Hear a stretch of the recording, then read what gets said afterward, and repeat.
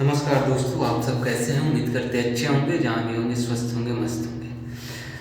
आज मैं चर्चा करने जा रहा हूँ, एक मूवी आई है द कश्मीर फाइल्स।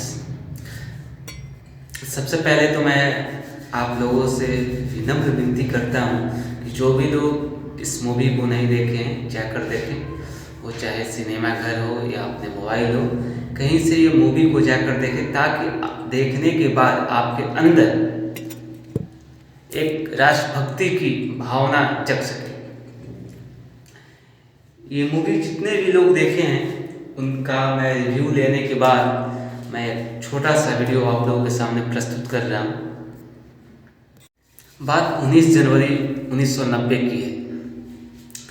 इस मूवी में 19 जनवरी 1990 की एक दृश्य को दर्शाया गया है, जिसमें दिखाया गया है कि दो दोस्त, एक शिव और एक अब्दुल, क्रिकेट मैच खेलते हैं। उसी वक्त शिव अच्छा परफॉर्म करता है।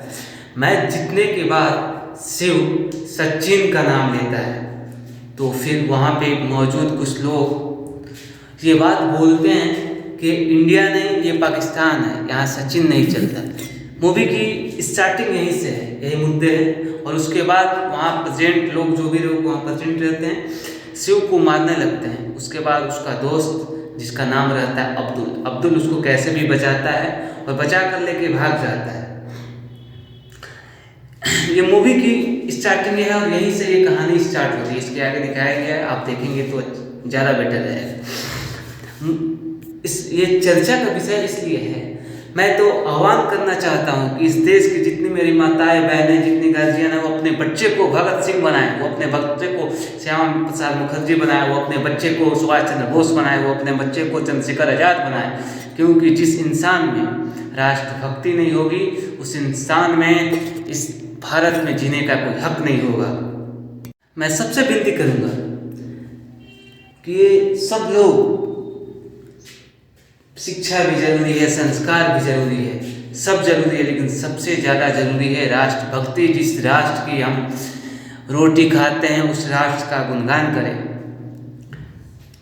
जिस राष्ट्र की सेना मुझे सुरक्षा देती है, क्या हमारा फर्ज नहीं बनता है कि उस राष्ट्र का हम गुणगान करें?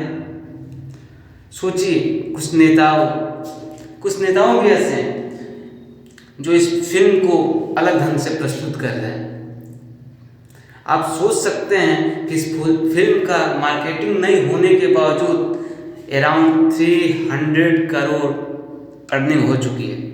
मैं तो इस मूवी में जितने भी कलाकार हैं, डायरेक्टर हैं, एक्टर हैं, जितने भी सपोर्टिंग स्टाफ हैं, उनको अपने तरफ से और अपनी टीम की तरफ से तहे दिल से धन्यवाद करना चाहता हूँ कि आपने देर ही सही लेकिन सच्चाई हमारे देश के सामने रखा। जो कश्मीर का हालात था, उसने अब वो चीज़ अपने देश के सामने रखा। मैं धन्यवाद करना चाहता हूँ आदरणीय हमारे गृह मंत्री अमित भाई शाह का, कि जिन्होंने धारा 370 हटाकर वहाँ के लोगों को एक नया जीवन दिया।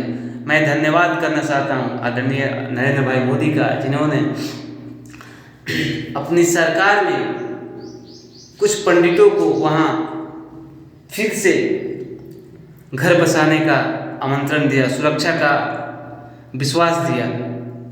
ये सब चर्चा का विषय है, चर्चा मैं करूँगा तो वीडियो बहुत लंबा हो जाएगा। मैं ये चाहता हूँ कि जो भी लोग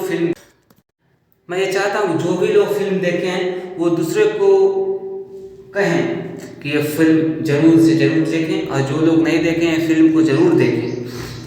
हम लोकतांत्रिक देश में रहते हैं, हम एक ऐसे देश में रहते हैं जो लोकतंत्र है।